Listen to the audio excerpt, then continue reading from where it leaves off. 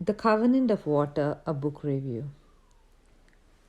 First, I'll start with a disclaimer. As fellow Keralite, I was a little biased to this book, and that may have colored this review.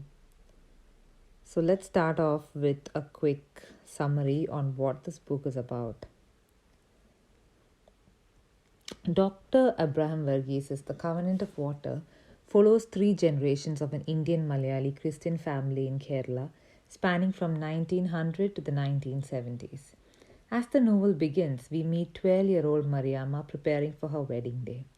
Her groom is a 40-year-old widower with a young son, the owner of a vast expanse of land in Parambil. Unbeknownst to her at the time of marriage and revealed to her after a tragic loss, is the fact that her husband's side of the family is plagued by a condition that has caused several family tragedies related to drowning across generations.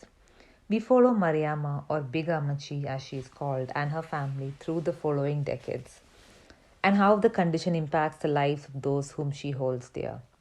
Parallel to the Parambil narrative, we also follow the stories of Digby Kilgore, a Scottish doctor who joins the Indian medical services in British India, as well as Dr. Roon Orkist, who devotes his life to the care of leprosy patients.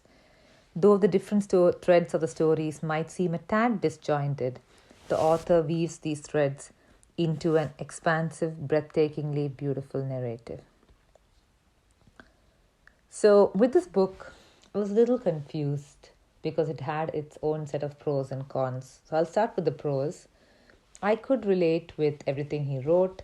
It was a deeply atmospheric novel describing Kerala. This had a very touching story to tell as well. And I'm really glad someone wrote an English novel about Kerala in the 1900s. We don't get a lot of that. Now, if I move on to the cons, number one was the author's narration was super long and kind of annoying at times.